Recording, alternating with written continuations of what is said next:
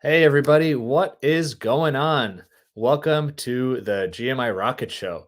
I'm your host, Roman Zelichenko. I am a former immigration lawyer turned entrepreneur. I'm the founder of Laborless, which automates H-1B visa compliance, and also the founder of GMI Rocket, which of course brings you the show and is a digital marketing agency for the immigration and global mobility space.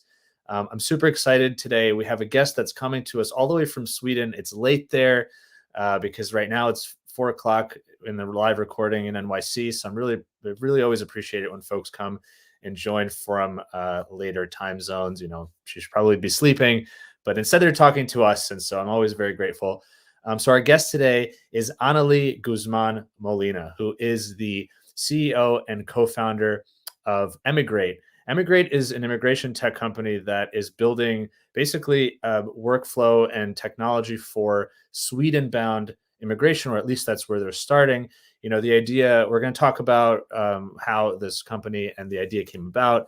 But of course, the idea is to bring transparency to the immigration process and arm immigrants and, of course, employers too who want to hire foreign nationals with the information and the processes and tools that they need to come to Sweden. So very excited for this conversation.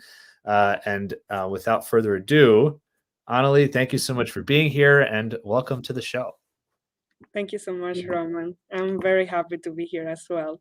And don't worry about the time. I like this time zone. I'm a night owl too. So like my best hours are between, I mean, on a really crazy night, between 8 o'clock in the evening and maybe 3 o'clock in the morning. Yeah, Everyone's asleep, and that's when you can sort of concentrate.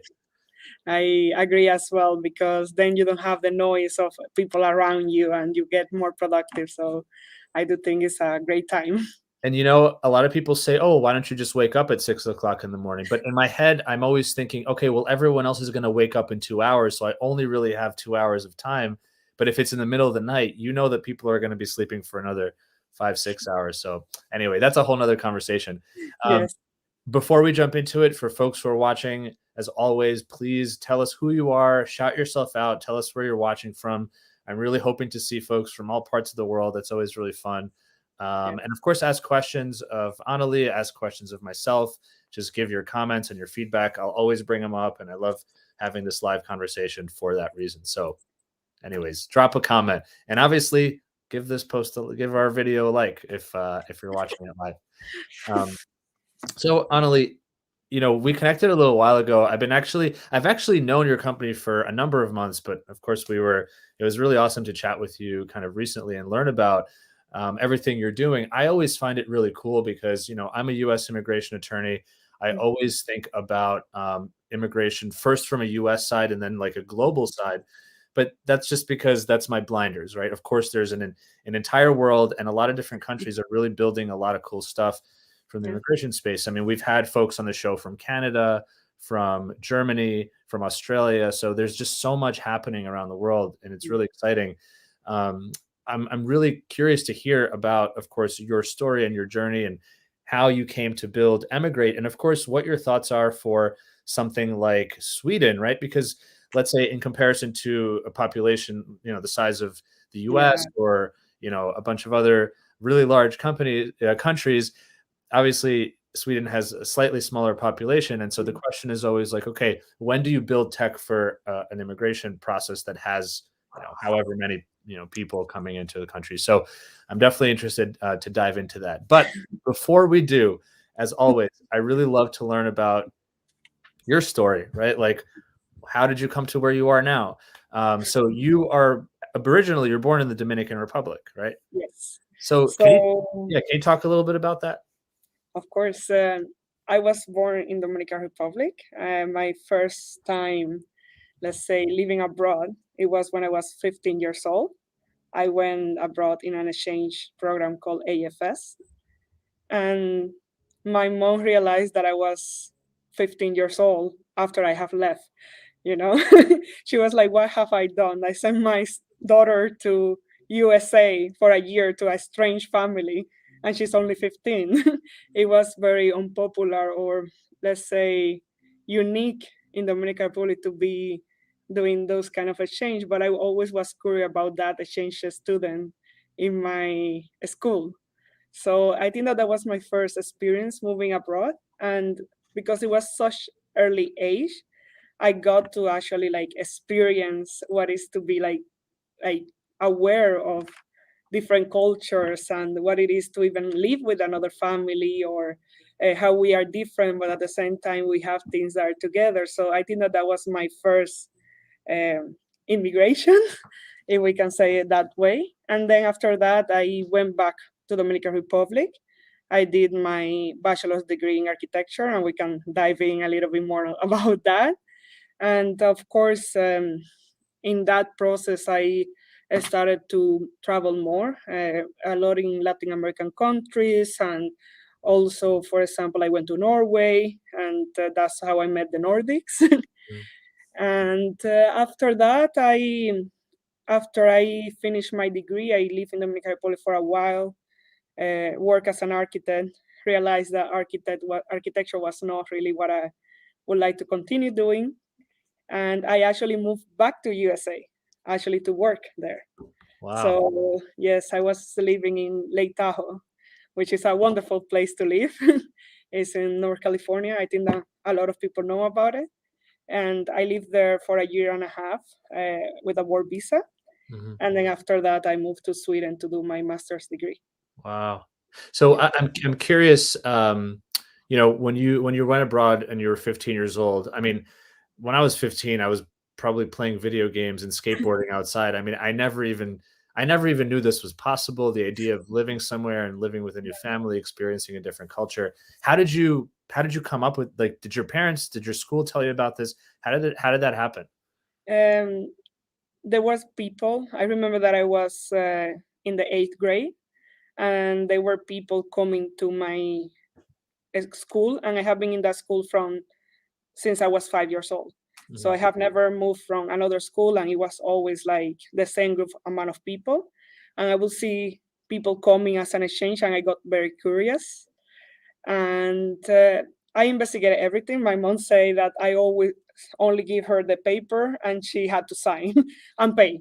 But I did all the investigation, and then when I was doing my freshman year, then we have exchange student coming to our family, Mm. and her name is Amaris, and she's from Germany, and that was like our sister. So Yeah. she had her experience in our family, and that was wonderful. And then the next year, Amaris left, and I also left to USA. So that's actually how the process went. But it was a very nice experience, like from day one. We went to a camp where you get like trained, and there is a selection round. So it was in that moment I saw it as an adventure. Mhm. And if now I look back in a different way, but what people tell me is that before that I was very like under my mom's arms, like I was a child. And I think that I remember that when I moved abroad, one of my first thoughts was like I could be whoever I wanted to be. And that was like a big change because sometimes when you live in the same country, you have these kind of like norms and prejudice that are in the society that you mold yourself in, and you do the same things. But then when you do these movements, you actually get to experience yourself in another level. And one of the things that I learned the most was how to be responsible about money at a very early age. If I give you like a small story, Yeah. my mom gave me an allowance every month, and we agreed on that allowance before I left the country. And I remember I spent the whole allowance of 1 month in 1 week. And then when I asked her, she was like, "No, we agree that that was your allowance. So you have to like make up with this allowance until next month." And it's actually how life was. It was like a life lesson when you're 15. So I'm actually grateful of what my mom did to me. But it was, I saw it as an adventure. And I think that that's where it piqued my interest, and it also shaped me a lot to who I am today. Mm. That's super cool. I really admire you for doing that, and I think you mature a lot when you travel, and a lot of people wait. Like, I feel like a lot of people would benefit more from traveling earlier. Yeah. So super, super, super cool. So you came, you did that. You were 15 for about a year. You came back to the Dominican Republic to Mhm. finish, I'm assuming, high school, and then Yeah. you went to college there too. to Yes. study architecture. So then, and so you said that's when you had this foreign student come from Germany, and then it sounds like you went back to the U.S. during your college as an exchange student as well. No. Okay. I finished my college education in Dominican Republic. Got It was 5 years. Right. And I just want to say that my family is my mom and my uncle, they are architects as well.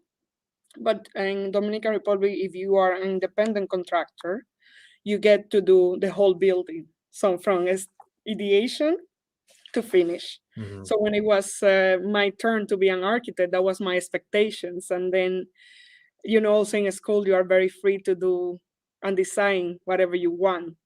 And when it's reality, architecture is a little bit more tough. It was like a reality check. Mhm. And that's when I was like, okay, I am very thankful what architecture taught me in the sense of creativity or design thinking is very like close to design thinking and user experience. But then I begin realizing that I'm more of a project manager, that I am an architect. So that's when I began shifting towards that. And it was when I finished my degree that I decided to move to USA for a work that my host family before have just kind of like helped me get in Lake Tahoe. Oh Because wow. I was also my first year, I used to live in Grass Valley, so was quite close to Lake Tahoe as well. Did you work as an architect? So you did work as an architect in the DR for after you graduated. Yes, Yeah, 1 year.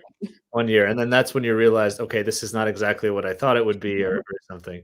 I Yeah. mean, I had the same story. I worked as a lawyer for just under 2 years, and it was the same idea. You go into school, you have all these ideas of what it's going to be Mhm. like, and then of course you get to work, and sometimes it's not exactly what you would expect, or it is what you expect, but you realize you like doing it less than you thought, and maybe you're better at something else, or you naturally tend towards something else. So it's all a learning experience, I guess, in life.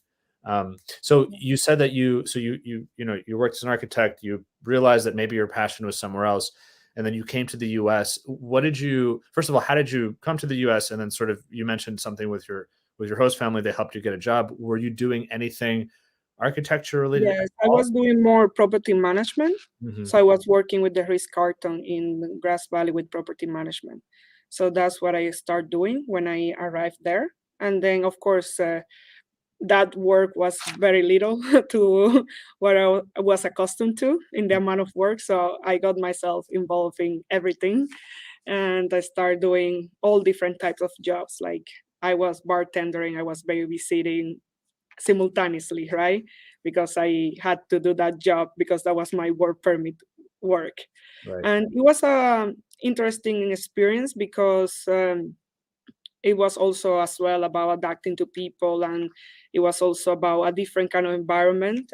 I do realize that it's very easy in USA to work more, like work a lot more than the normal hours because it's quite competitive and it's quite easy to get involved and in that environment. So I also was like doing a lot of entrepreneurship in a smaller scale, no more of a SMEs than startups. I only did the startups, I will say 3 years ago when I Hmm. started to shift into tech. Interesting. Yeah. So let's get to that. You did this work in the U.S. for a little but while, which is cool because then you got to see the U.S. as when you were 15. You get to see it in your early 20s, and then it Completely sounds like, different. yeah, completely different. And then of course now you have a little bit of money because you're working, and so Yes. maybe your mom's allowance you could get a little bit more than that. No, I didn't get allowance the second time. Right, of course. um, Yes. and so I guess at this point you decided that you want to move to Sweden. Uh, Yes. how did and you went there for graduate school? Yeah. How did that happen? Why Sweden, I guess? I actually was going towards architecture engineering first. That was my thoughts into how I was going to change. And when I did that, I started researching, and the programs in that moment we're talking about, I started researching 7 years ago. So in that time, it was more about uh, you can go to Sweden, Germany, Japan, or Canada. Those were my options. And I had experience with the Nordics when I went to Norway. I think that I remember I was 21 years old going to Norway in summer. And I don't know if you heard all the like talks about Nordic countries in summer. They are amazing because you have long days. I think that will happen the same also in Canada and in Alaska. So you have long days and good weather, and we will go out, and everything was so organized. I was like so impressed, even as an architect. I was like, everything is working flawlessly. Like, there are buses, they are like boats. And I have been in big cities in USA, like New York and Miami, and also like in California and San Francisco. But I saw Norway, and it was like a dream, right? So I started researching where I wanted to go, and Sweden was very connected to my values. I was looking into, it's very true what people say. They talks about equality, about sustainability, work-life balance, those kind of things like got me interested in Sweden. And I started applying, and actually I found a program that was called International Project Management in Chalmers, and I applied, and I got accepted actually my second time, because the first time that I applied, I had not graduated yet. Oh, So the second time was when after I was in USA, and I got in the program, and they offered me a scholarship. nice. So I think that that made everything also easier. There was not so much thinking about what I was gonna do. So it was more like they got me like a full ride, and I was like, okay, here I'm going, and I start planning my move to Sweden. Wow, that's really incredible. And it's so cool too because I've been to Sweden, I've been to Norway just for a little bit, and you're right. I mean, it's just so clean and perfect, beautiful, and everybody's really nice. And I mean, obviously, every country has its pluses and Yeah, minuses, but I can definitely imagine how that is just it's easy to fall in love with that and want to go. Also, and international. Sorry. no, no, no. I just want to say, and the assumption, because that was summer, and also when I moved was when we was starting the winter, and I was coming from Lake Tahoe that had, well, that years didn't have so much snow, but there is a snow. So I was like, okay, I'm moving to the north, so there's gonna be also snow. And actually, here where I live in Gothenburg, there is not so much snow, and there is a lot of darkness. So Right. the darkness is the downside. I think that a lot of people will talk to you about this part as well. So Yeah, the long days have the opposite short nights, right, during the winter time. yeah, That's cool. I wanna just take a small break and, yeah. just get some comments in here. So Marianne, watching from San Francisco. Hey, Marianne, how are you? Marianne asked, where in the US was your AFS experience? But, I think you mentioned it was in Lake Tahoe. It So was in Grass Valley, so it oh, was like an hour from Lake Tahoe and Sacramento. got it. So it was in that area. That's cool. I've never been there. I've been to California a bunch of times, but I've always wanted to go to Lake Tahoe. And Marianne noted here it's beautiful, but right now just crazy fires and people are getting evacuated. So Yeah, it's really kind of sad and I guess scary in a way to think about all the fires on the West Coast, all the way up and down the coast.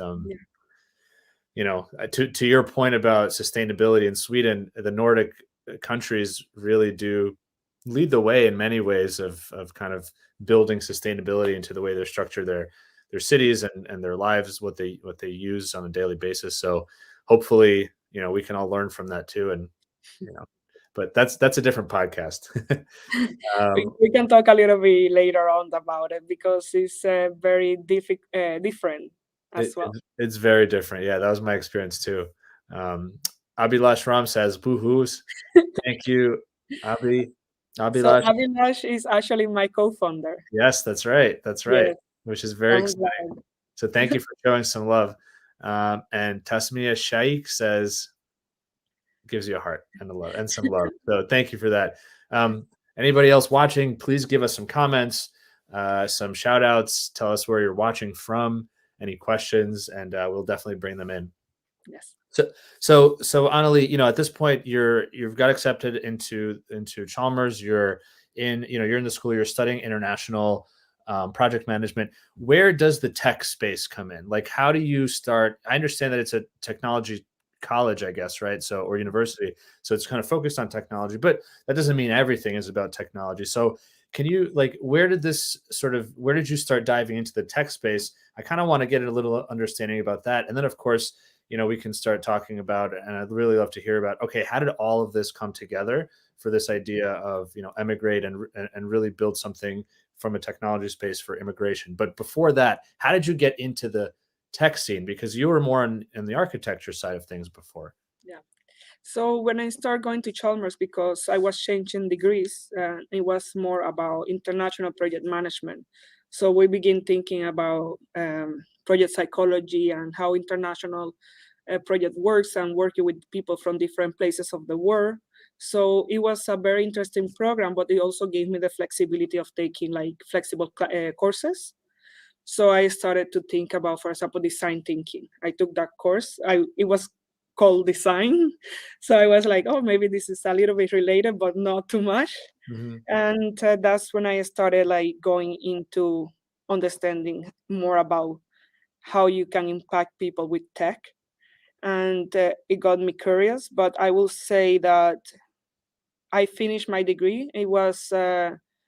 I did my projects a lot more into sustainability and how to manage stakeholders for sustainability. And then when I finished my degrees, I started working and as a project manager. And if I go into how we come into tech and how it comes into Emigreat, I remember that I had a friend called Anam, and she was also, let's say, she was in my same program called International Project Management, but she had more of an IT background, and we were in the same kind of like student organizations, and she began doing organizing hackathons. And at the beginning, I didn't have any clue of what a hackathon was, right? So I was like very naive in the whole aspect. I only knew about people doing startups because there is a lot of programs in Sweden and a lot of like transitioning towards being a student and having ideas towards starting a business as a startup. So they were like camps and so on. And coming back to Anam and the hackathons, she actually invited me one day to organize one because I love to organize events. So I started organizing a hackathon, and before organizing it, she said, "You should participate in one." And we went to another city, maybe 4.5 hours away with train from here, called Gable. And it was the first time I've had experience with a hackathon. And this is me, who I know about design thinking, but I don't know how to create anything tech, right? I only used to do my prototypes were done in PowerPoint with hyperlinks. So we go to Gable, and then it was a very interesting way to do a hackathon because it was with the municipality, and there was also like companies, and they will give us challenges, and we will pick, and we have actually 48 hours to create. Actually, 24 hours. That was hackathon was 24 hours to create a solution, and we did get juries mention, but we didn't create something tech, which was really interesting because the user was all people, and most of the people come up with solutions based on apps, and our solution was actually to do a TV show. Mm. And the jury was so impressed by that because they actually say that at the end, of course, this could be enabled by tech, but this was very thoughtful to the people who were actually going to be the receiver to them. Like the older people watch more TV than we do nowadays. We watch TV in Netflix or in Hulu and all these ones that are now HBO and so on. So I started getting myself into hackathons and picked my interest. I also did organize open hacks, that is non-profits. So we do open source and so on. And then into that, I began realizing about the impact that tech has to be able to create change. And then what happened with Emigreat, I think that everything in my life led to that, because I'm going to tell you a little bit later how I met my co-founder. But he actually picked the interest because of when I left my job to be an entrepreneur, I was doing property management again as a SMEs. And in that process, I realized that I did a mistake in my immigration process, which it was I picked insurance that was not supposed to. I was paying two different insurances, and one of them it was something that was differently. So I should have paid the unemployment insurance, and I was paying just like a union. So I spent like 3 years paying $50 for nothing at the end, because when I got unemployed, I could not use it. So that kind of raised the conversation of what it was the problem, right? Like, how do I didn't know that? Because I have been helping students with these questions, right? So I have been, before I start working in my university time, I was part of this committee that was called Chalmers International Reception Committee. And during 2 years, we were helping students coming to Chalmers and welcoming them into Chalmers. So I was doing immigration, let's say relocation company work, but for students. Mm. And it was fun as well, because it was like organizing activities and so on. So I felt like I was a fraud, because I was helping other people with their problems, telling them what to do, and then I did a mistake myself. Classic, no? So when we started questioning, make the question out of that, it was actually with a lot of unemployed people. We're having a group just to like discuss about the hardness of finding a new job as an immigrant. They were all immigrants as well. And I was like, yeah, why we don't have something that is just like called Emigreat? And the name came out there. It was in December 2019, where it was like, that just tells you like what things you should supposed to do. And it's accessible, and it's not like you against Google trying to find everything in the internet. Mm-hmm. So that's how Emigreat started. That's so, but it still comes from your own personal experience, right? It's this idea of, I mean, for you, you were helping students sort of ease into their new world or their new life, even if it's temporary as a student. And that's, like you said, you're kind of a destination services provider, like a relocation company. And I can only imagine if you come home and you realize that there was some error on your immigration. It's like, well, don't tell anybody. We can't have anybody know, right? Um, and, and of and of course mistakes happen, right? It's not one of these things where it's actually that, everyone make, even professionals make mistakes. But it's interesting that sparked your idea of thinking, like, why did this happen? I'm supposed to be the expert. If I didn't know this and I know what I'm talking about, how many other people are making mistakes if they're doing this themselves? What mistakes are they making? Bigger mistakes than me?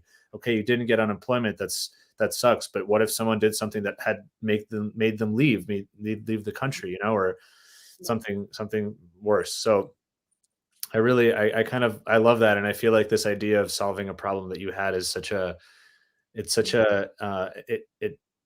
very it's a powerful motivator for actually getting the job done, right? And actually, Sweden in that moment, when we started researching, was facing a lot of what is called kompetensutvisning. Um, it's a new word actually that they added in the dictionary. It means like kicking out highly qualified labor competence, kicking out utvisning. So basically, it was because they were implementing rules into Sweden to protect the labor, like that people don't get paid unfair salaries, that they get the right insurances. But the problem is that this information was not given, not all the companies had that information. So a lot of people were getting kicked out after they have been living in Sweden for more than 2 or 4 years, just because mistakes of like they got paid 1 month less than they were supposed to, or because they actually missed one in insurance, or they didn't take enough vacation days. So those were like the three main reasons where people were getting actually kicked out of the country. And there was a lot of like advertising going on about it, because it was, besides being unfair, it actually was like bad for the immigrant. Of course, the companies, they lose the competence and they lose the person, which is also unfair. But also the immigrant is the one who had to leave without any way to appeal those decisions, because that was the law. So I think that that also fueled, because it was not only that, also my co-founder, he was part of this committee like years before I was. So he was like my senior in this committee, and this is how we met, right? So when I started thinking about Emigrate, I went to this committee and I was like, these are the people who work like me, who felt like this. So I'm gonna try to find people there. And he had a similar experience. He was like almost tried to get kicked out 7 times Wow. from Sweden, until now he is a citizen. He tells everybody like, try to kick me out. No, you cannot. But I remember listening to one of your podcasts saying that actually, until you don't get a citizenship, you also always have that in the back of your head. It's like this kind of like worries, it, and it makes you feel like a second class citizen, because you are still not there. You are in the limbo. And sometimes, like, I have been in Sweden now 6 years, and when you have been in a country this long, now you feel a local in this country. Like, I feel a local in Gothenburg, not in Dominican Republic. Wow. So yeah, What was this committee? it's called a Chalmers International Reception Committee. Oh, right. Okay, that's where you were helping new students come in and got it. Yeah, Okay. So your co-founder, Abhilash, yeah, was already working, or like he was part of the committee before. yeah. He was part of the committee 2010, 2011, and I was part of the committee 2016, 2017. Got it. So the Okay. whole 2 years. Yeah, That's super cool. yes. Um, One quick note here, Abhilash gives a heart, and is watching from Gothenburg, Sweden. So thank you for joining as well in the late evening, Abhilash. Anna Molina also says thumbs up. Is That's that my mom. your mom? Hi, Yeah. mom. Thank you for watching. That's so cool. And Elena says, I love the story behind Emigrate. It's a really cool name. Yeah, definitely. It's just one of those. I love when it just, there's some companies that hire a branding agency, and other times it just comes to you. Yeah. Okay, and here it's Abhilash mentions the Chalmers International Reception Committee. Cool. Thank you. I love that. So can you talk at this point? So we kind of understand sort of where this came from, right? This idea that you made a mistake. It thankfully wasn't a fatal mistake to your immigration, application, but it was something that made you pause and say, wow, if I made this mistake, how tough is it to really get this thing right? And then, of course, it sounds like you're already working with technology people. You're realizing the impact that technology can have in all different sectors. So, what made you think that this should be an app? Because you could have become an advisor, you could have become an immigration lawyer. There's a lot of different ways to solve the problem. So, I'm curious, like, how did you steer that in direction of this should be a technology solution? I think that it was when the question started being accessibility problem as well. So if we think about what the problem is a knowledge problem. So it's talking about data that normally some people might have it, and then you are the expert, but then it's not accessible to the other people. Or sometimes it's like you have to research a lot of time to understand what applies to you, what doesn't apply to you. So when we start seeing like that as the problem, we understand that technology is the one who will enable to make it more efficient and more accessible. And that's why we turn it into an application instead. From the beginning, it was thought as an application. Mhm. Because a lot of people say, yeah, but that's already solved with relocation or with immigration lawyers. I was like, yeah, but actually in Sweden, if I go now in the problem in Sweden, 1 out of 5 people are foreign born. So that's a lot. He would say that 20% of the population actually is not born in Sweden. So Sweden is a country that has received a lot of immigrants along their journey, since refugees from the 70s from Chile and Persians, and then in the 90s a lot of like ex-Yugoslavia, and then we also have people from Afghanistan, people from Somalia, so now with the Syrians as well, Venezuelans. So there is a lot of the culture also to taking refugees. So then the immigration is very core and is very part of the country. And the country itself, I will say, is quite advanced in the process. Like if you, of course, it doesn't have the same as Canada system. Canada is another level with the points and so on, but they have digitalized a lot. So we wanted to understand if this is already digitalized and you can actually do the applications online, what is the problem with it? Like we really want to understand the problem. We spent a lot of time trying to understand the problem because we were seeing this as a hobby. We didn't see this as a company. We were like doing this on the side project, right? Like just having fun, having some collaborators around. Everybody was like helping in, different people from different backgrounds. We were just like discussing and researching. And the fun thing about it was that we had a discussion with the government, and I think that that's something that I appreciate to be able to have in Sweden. Than I think that will be harder in other countries. And it was because there was a group called Esamberka that was doing a research about also what was the problem. And the funny thing was that we actually present our findings about our insights about that you do a safari, that you have to go to different places, that the person don't know what questions to ask. For example, if I tell you a really quick example, it's like if you come from a country that doesn't use insurances, how do you gonna Google how to get an insurance in Sweden? You understand? Because it doesn't come to your head. You don't use insurances in your country. So you really don't know what to Google. So all those kind of things that we were finding as insights of our investigation, then we presented to the government and they present their own findings in a project with the European Union, and they actually find out similar findings.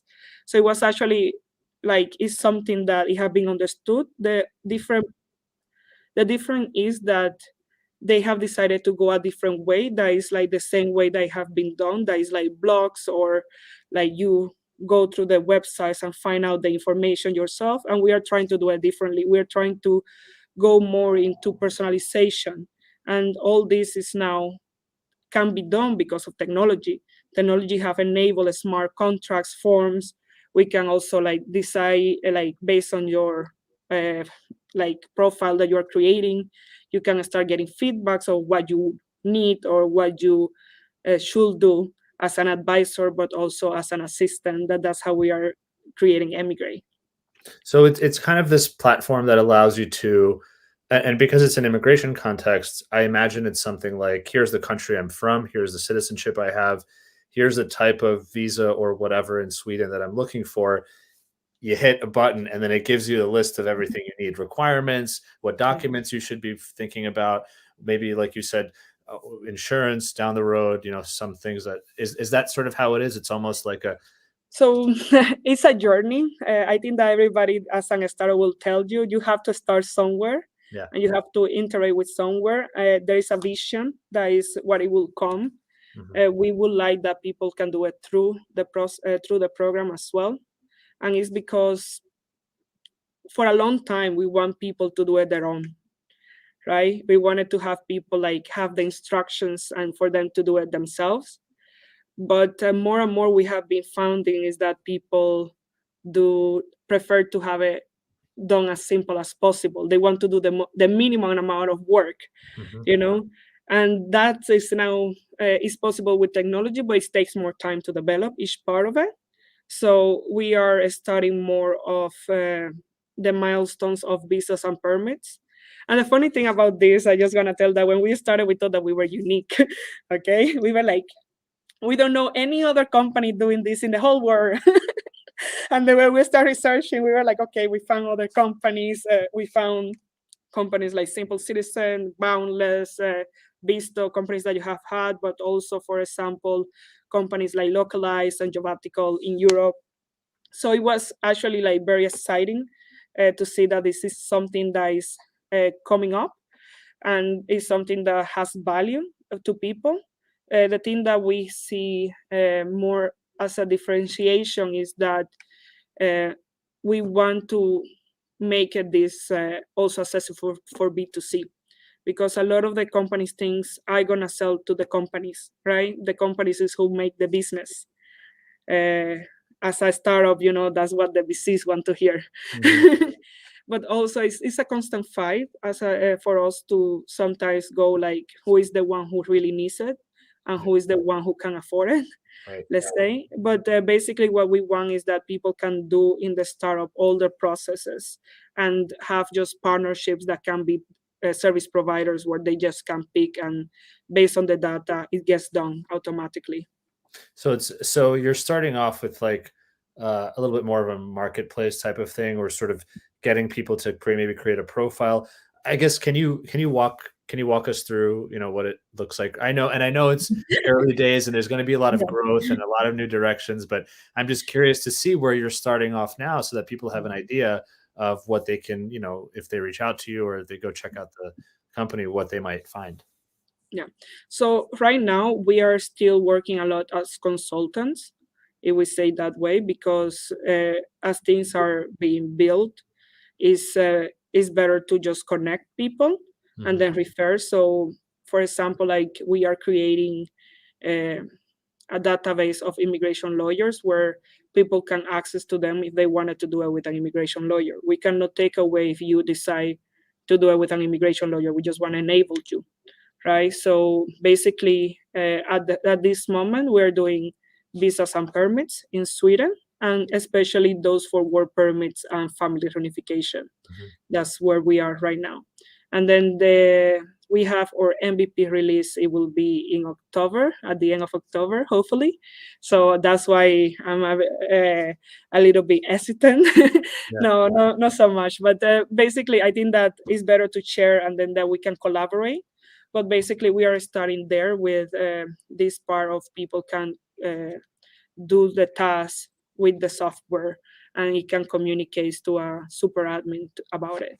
And then later on down the road, what we would like to do is start adding milestones. That is like a milestone could be your identity card, and then for example, like another milestone could be getting your health system, how to sign up in your health system, and things along the way. So we have a map or a roadmap or where we want to build. And then, of course, as any startup, we would like to go outside Sweden at some point. But what I see as well, and something that I am thankful to be here and I want to share, is that I am very open for having collaborations, because to do these kind of things is it works a lot with APIs, right? And how to connect one place to the other, how to build the system around it, or who is doing this in other places. So I am the person who always thinks that about the game theory, if we both say yes, we both win, and we actually can connect this and build this platform faster together instead of me trying to compete in a new market. Right. So that's why, like, that's my call today. I will say, my call will be more like trying to approach us for service providers as well, companies who are maybe in a process of maybe they are not being served at the moment because they are too small, right? That they need support with like their employees. And I say that because going back to the accessibility that we talked before, if we think about a big company can hire a relocation or an immigration lawyer to do this process, but a company that is a startup might not be, and then they decide not to hire the immigrant, even if the immigrant has the skills, just because they need to do this process that is unknown to them. Mhm. So if we take away this barrier, then that means that we are going to be able to move to a more globalized world, because we are doing something that we are taking the barrier, we are enabling the companies to hire along the way, and we actually are onboarding for countries. So it's not only the permit and the visa, it's like how do you actually get to be here in the bureaucratic part, right? So yeah. That's really cool. I mean, you're preaching to the choir here in terms of me and in terms of the audience. Collaboration is a must. I mean, in a way, this is why I was thinking about the idea of Sweden only. Even in the US, I mean, it's a really big market. I agree. We have a big population, but if you ask some people, the market for immigration technology, it's not hundreds of billions of dollars, and it's not that this is all about money, but the reality is that if the market isn't big enough, there's not as much incentive to continue to innovate and to invest more into building something great. And so what happens, people have good ideas, but they're like, I don't want to quit my job to do that because that thing is never going to give me a livelihood, so I'm not going to do it. So I think there needs to be a light at the end of the tunnel, whether it's, and I think collaboration allows that light to be bigger and brighter and allows for more people, I think, to go for it. So I totally, I totally agree with you. I also think that API, capabilities are something that the immigration technology space lacks a little bit right now. And I think that it's really great to have these conversations and to show the value of it, because the more you talk about it, the more I talk about it, the more we, put it out into the world, the more companies will say, okay, like we'll try it, we'll fit. And then of course, then it's like Sweden, you can talk to Canada, and then you could talk to Germany and the US and whatever, and build a whole global ecosystem of immigration Yeah. tech, which is of course the dream. Um, Yes. I'm curious on, right now, I guess you mentioned that you partner with, or you don't partner with, but it sounds like if somebody needs to have or wants to use a lawyer or relocation service provider, do you connect clients with them through the Emigreat app? And is it, you know, do you go to them, or do you say like they're always part of the ecosystem? Meaning, if someone comes into Emigreat, are they always being helped by a lawyer, or are there some things that the platform can do for them on its own? And if they want to get additional help or questions, then they go to the lawyer. Exactly. It's more of they can do the process with the system, and we are doing it in-house at the moment, the reviews and so on. Mhm. But then basically is if they would like that service, they can add the service. Mhm. And if you think about what happens with a lot of also immigration tech is that because it's a case management as well, then the lawyer works more efficient as well because everything is already there and they understand where they are in the process. So that's how we connect with the lawyers if it's something that the user or the client wants. Uh, yeah. So for an immigration lawyer in Sweden, if they're helping a client through Emigrate, they get to use the platform too, kind of as a case management tool. Is that sort of what you're saying? That's where it's going. It's Got not it. there yet. No, that's awesome.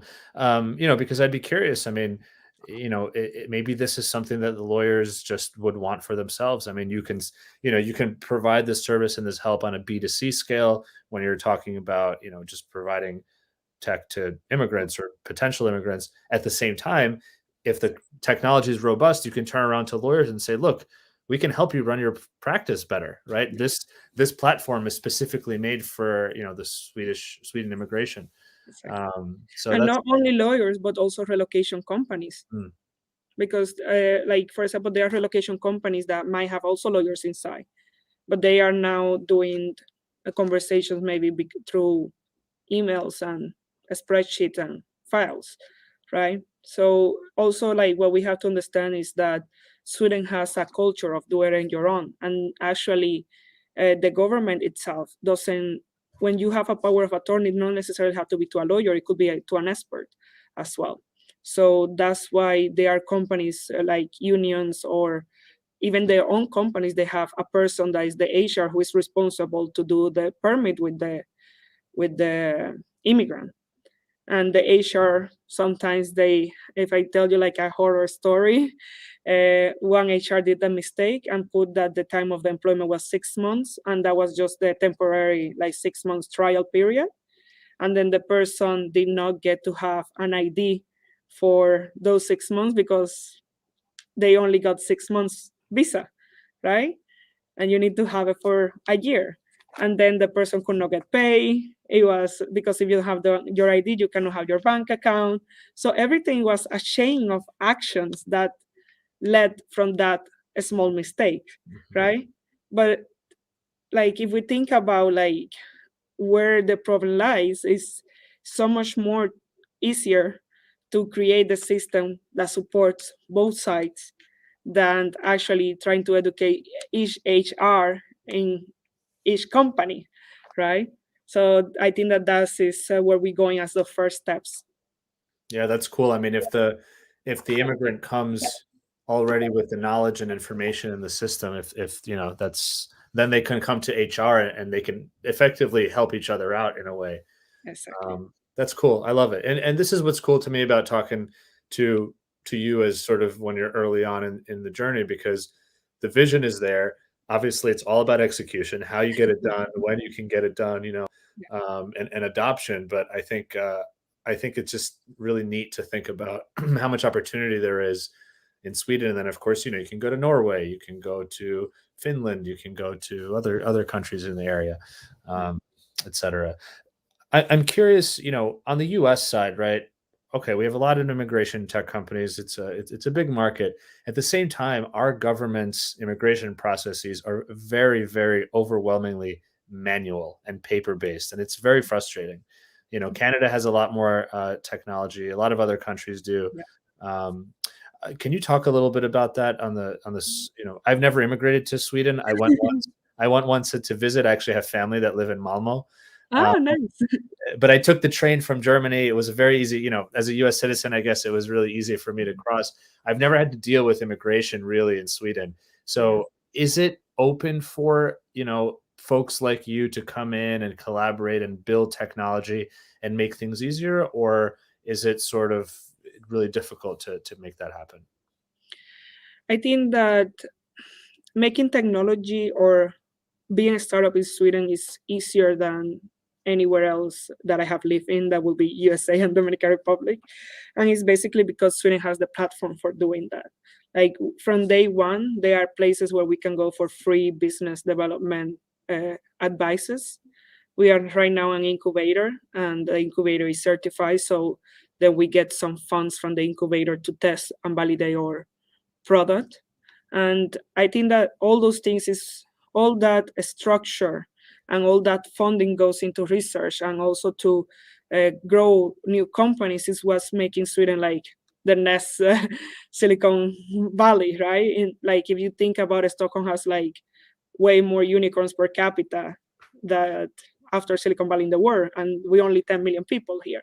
So I think that is something that I'm thankful to, because I think that people have discussions about like how we can develop, how can we research about how this can be solved with AI, for example, like as an expert system, or how can we research about how to manage the data, how we can do new legal ways or legal tech, right? So those kind of things, the whole system is very open. And something that is in student culture is that because of the flat organization, you can call, like I have tested the CEO of the business region of Gothenburg, and he's like, of course, let's just meet.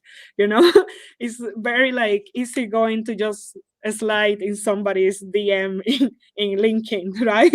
So I think that that's something that I'm very thankful for. In the sense of immigration, Sweden has lately have a little bit of a bad reputation, and it's not because the system is not easy; it's already digitized in the sense of you do online applications, but it's because of the long time waiting times. Mhm. So in the European Union, they are trying to do everything in less than 6 months. But then after the immigration crisis in 2015, all the immigration processes just like got delayed. So I think that what we have to understand, and that's part of the problem that we're solving, is that imagine that you do an application and you have to wait a year to get an application approved for family, let's say for your partner. It takes a year at least. So if you're doing that process and you did a mistake and you wait 1 year to find out that you did a mistake, then you are angry, not only because you did the mistake, but also because you wait a year for finding that out. So I think that what we're trying to do this is, and if I go now into data, 1 out of 2 applications are rejected because Wow. of mistakes that they don't qualify, basically. 50%. 50%. Wow. Yes. So if we go now in Sweden, Right. so I don't have data outside, that we'll find out later. But if we go now into or software, what we see as what we want to give as a freemium version is that people can check the requirements. Because if they can check the requirements, then they can play with it as well. They can see probabilities, they can see what things they have to focus on to have that ready to be able to do the application. And that's saying that now we are optimizing 50% of the applications just by doing that. Of course, we cannot liabilities, like we cannot promise 100%, but that's what we are trying to build, right? So then after that, if I go also in companies, for example, something very easy as well to relate to, when COVID was happening, a lot of companies got help from the government as a relief. So now those companies, by law, they cannot apply for work permits because they got support from the government. And all these companies who apply for immigration permits, they just also waste it because they cannot have their employees. But if they knew from the beginning this little fact, they will have saved money and time. So we always are thinking of how do we save people's money, time, frustrations. And that's always our goal. And we are very user centric. Like we listen to what is happening, we listen what things are doing with, and I think that it's actually good that I have not been an immigration lawyer, and no offense to anybody, but I think that when I go sometimes with immigration lawyers, they are like, oh, there is no problem, because of course, when you go to the immigration lawyer, they are experts and they hold a lot of information themselves. But then I see the things outside it, right? I see the things of let's twist this and let's change it. Why don't we try to find a easier way or another way? And of course, like sometimes my expectations are unrealistic because I will tell you that in the year that I have been focusing more of this, like actually I went full time only this year, and we founded the company in January. So it have been now we have been going like full time on. I actually did my leap of faith, but I have been having a learning curve into tech because I had an idea of what was AI. That is what we think of in marketing terms, and now I understand what is actually can be done, what cannot be done, what's something that takes more money, what things can be done faster, right? And then kind of like also like my tech lead, Liv Marie. I don't know if she's gonna ever see this, but she's very grounding us, me and Abby, because me and Abby talk about future ambition, and she's the tech lead. She's like, okay, but let's start smaller, and that's a great combination in that sense, to be able to understand, okay, this is what we can do first and this is what we are going towards, and how to solve this in a different way. Let's try this, let's try that, let's try first with a microservice, for example, and if that works, then we build it, right? So that's how we are going and approaching this problem. I love it. That's Yeah. having a team, having a great team where everyone complements one another is so, so important.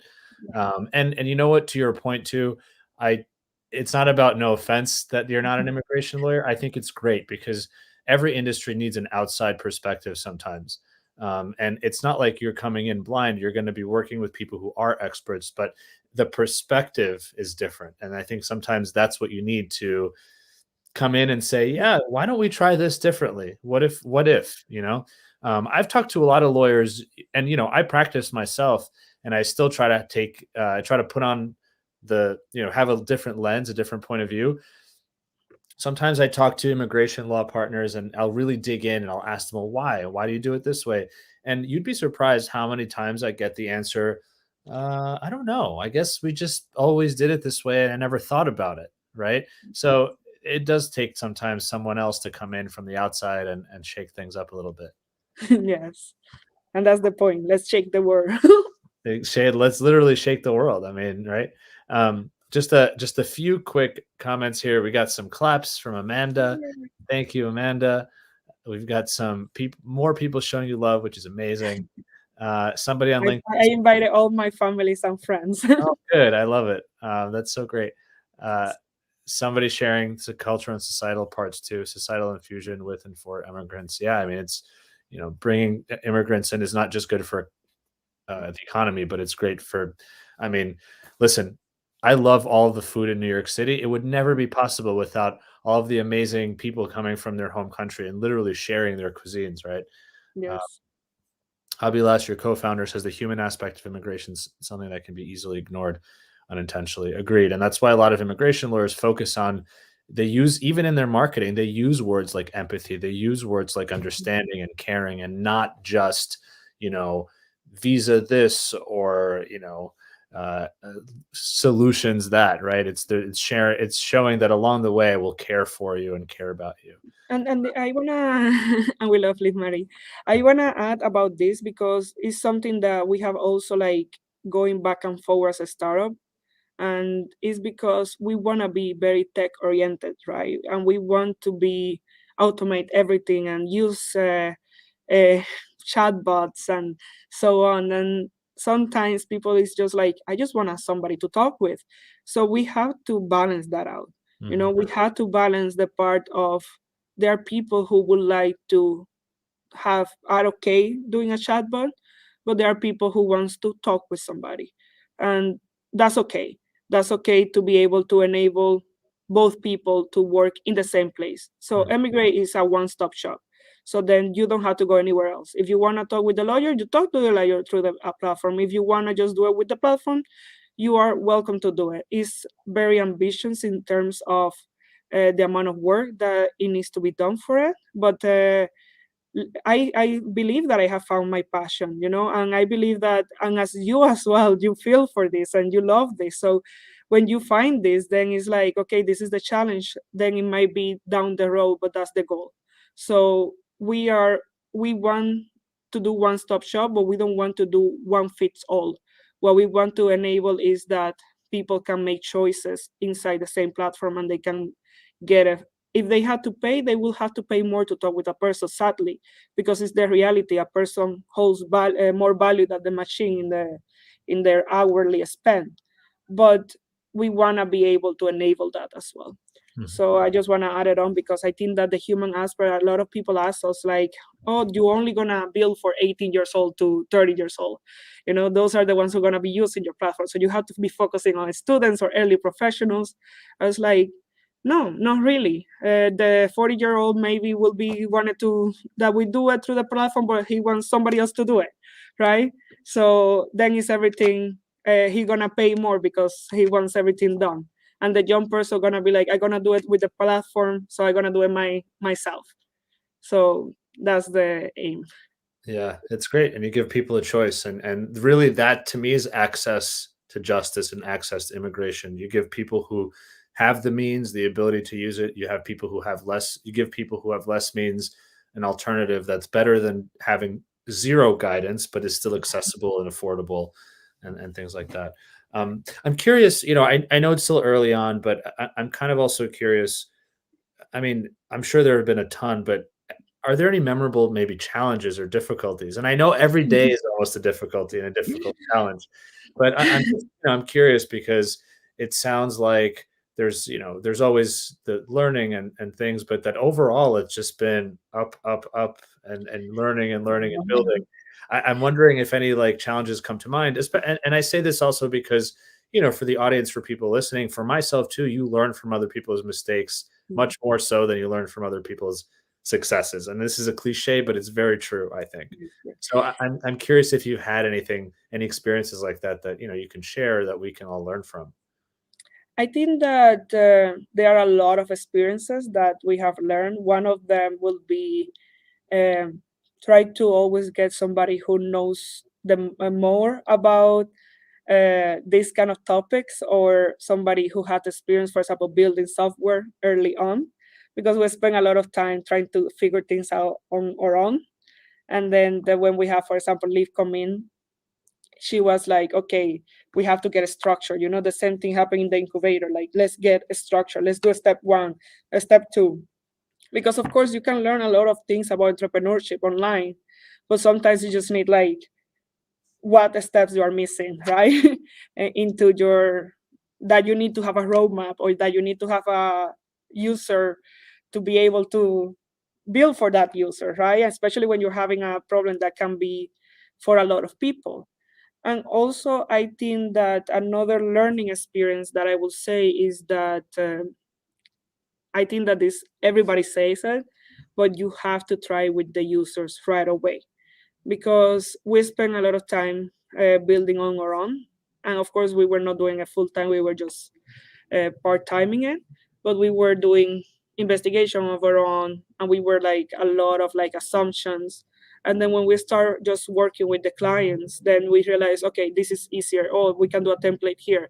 Oh, this is happening, so we can do a blog, we can do this. So as soon as you get to the people, do a sprints, get to people, pivot. I think that it's okay to pivot. I think that we sometimes marry to some ideas, and that's it's hard to let them go sometimes. But I think that it's better to fail earlier than later on the road. So I think that that's the best recommendation. I think that a big challenge in immigration tech is the changing rules in the government, because those things we cannot really, we have to adapt to them. We cannot really change them. We want, of course, in the long term that we can have some information to say like, look, this is not working, but we are not that scale at the moment. But I think that, for example, like this summer, there were some changing rules that sometimes affect the migrants as well. And sadly, those things, we just have to adapt to it. We cannot do anything about it. So I think that we just have to be okay with that. And we do two timelines, right? We do a timeline working with the governments who take like 5 years to do a lot of things. And then we have our timeline as a startup where we change, pivot, adapt, going around the corners and figure things out. And I think that right now where we have been bootstrapping to now, and we are now raising funds, and we started that due diligence. We were part of an amazing accelerator called Unconventional Ventures that was for underrepresented founders. And in USA, we have as a partner was Backstage Capital with Arlan Hamilton, and Unconventional Ventures. We have two amazing women, that is Thea and Nora, running it, and they were really on point. They give us like education, but also they were talking directly into what it is to be a person of color or even a woman trying to raise funds. And because I love Sweden and their data, so if you're a woman founder, like only women's in the founder team, you only have 1% of the capital that is raised. And if you are a mixed team, women and male, then you have 13%. So it's a big gap that still we have to encounter, and then raise awareness about it and just have the discussion, because still there is a gap into raising fund as a female startup a CEO, right? To be able to say to people, just believe in my idea. For example, you will believe on it because you have experience with it and then you understand it. But sometimes I would never forget that I went to a full jury and they were all like males over 50, and then nothing with male over 50. But then I asked, have you ever lived abroad? And then everybody was like, nothing. And then my whole pitch fell through because they couldn't relate. They have never lived abroad. They have traveled abroad, but they have never lived abroad. So they could not relate to the problem. So this is why when we see fundings, we want to actually like engage people who have lived this, who understand that this is a challenge and this could have a solution. And we still like, of course, we are like seeing different ways, but I think that what I see is that if we get some fundings, then we're going to accelerate the process. If we don't get fundings, we're just going to continue bootstrapping and slower. It might take longer time, but we're going to continue with the mission. That's super exciting, and that's really inspirational too. I Yeah, it's the discussion about founders who are minorities, who are women, whether it's an all woman founding team or at least in mixed. I mean, the statistics are there. I mean, it's not if, it's just it's the case. And so I really love, shout out to Unconventional Ventures, shout out to Backstage Capital for doing really good work, and putting, giving you the ability and giving so many other cool companies the ability to compete, right? To like get the funding and to and not to be there and just say, I don't understand, therefore I won't invest. So Yeah. that's super cool. Thank you for sharing that. Uh, Yes. I always kind of, I think we have an idea of, I usually ask like, okay, well, what's next for the company? But I think everything is next for the Everybody's an ass. so, so I think we have a really great idea, and it sounds like you're currently raising money already. So that's really exciting. My kind of last question to you would be, from the listeners who, tend to be immigration lawyers or professionals or other immigration tech founders, where can they get maybe more information about you and the company? And also, you know, what do you need? Do you need people to Mhm. sign up? Do you need Swedish immigration lawyers to come and check out the platform? What would be good for you as a really early stage company to get out of this industry? Yeah, so right now we are doing a pilot test, a pilot, no pilot, uh, second language, English. Or third, So yeah, so anybody that is either company, immigration lawyers, or location companies who would like to come in and then just test this out as a mall, as something that we are building together. That is something that I'm calling to, and also immigration, even clients as well, that they are like they don't know uh, who to find. I will call for that. If you are also an immigration lawyer in USA, let's say, that's okay as well, as long as we can keep in contact, and then we see, okay, now maybe because the person was here in Sweden, now they want to move to USA, so let's do that, change the connection when it comes. But just to have that connection, and what we did, classical startup, we have not focused so much on the website because we only have Liv as a tech developer and she's fully on in the product. But the website is quite scratched. But this week we were like, just in case, we're gonna just put something there. So we have changed it to individual companies and service providers. So if you are an individual moving to Sweden or want to move to Sweden, you go there. If you are a company, you go to your company, and then if you're a service provider, you go there. So then it's just like we can keep in touch and just go from it. That's awesome. And just so people know, the website is emigreat.co, which Yeah. is emigreat.co. So just for folks to come and check it Yes. out. And Perfect. and there it is. So, well, I always like to end kind of on if I can, on either a fun or inspirational. You gave us so much to be inspired about, and I really love everything that you and your team are working on. So I'm like on a fun note. I'm curious, when you lived in the US, because I'm from New York and I know you lived in multiple places, and I will not take any offense to this, but what was your favorite city when you were living here? Uh, I'm like, ah. I actually have been in New York because I have family there. But I do love Tahoe. I'm a Tahoe fan completely, because even if it's a little people, I am not a big fan of big cities anymore. But I like the nature. I like to be able to just go hiking, and I also have found here. So I'm a Tahoe fan. I do also like San Francisco. So I'm a West Coast. I'm sorry. You know what? If this wasn't my show, I'd maybe be angry, but I Yes, love the West Coast too, so I totally understand it. Trust me. yeah. That's But I so would like to come back here in a year. So I think that then we can have what happened in this year. I think exactly. that that will be fun. Exactly. Yeah, you come to give New York City another chance. I promise. It's a great Yes, place. Awesome. yes, Well, Anali, thank you so much. This was really fun, and I really am so happy to hear about everything you're doing, learn about your story, and obviously learn more about Emigrate. I hope folks go check it out, whether you're in Sweden or you're maybe leaving Sweden or you have nothing to do with Sweden. Check out Emigrate, and I guess folks can reach out to you on LinkedIn, and learn more. So. yeah. Thank you, Annalie. Appreciate you again joining so late. I hope it's not No, it's get some perfectly sleep. fine. All right. Well, thank you. Thank you so much, Roman. Bye bye. Awesome. I love it. I wish I knew how to say. I think I learned a few Swedish words previously when I visited once, but I don't remember anything. So I would have said goodbye in Swedish, but I forgot. In any case, thank you all for joining. Thanks so much to Annalie's family and friends and everyone who came. It's super fun. I love seeing all these comments and everyone else who was able to watch.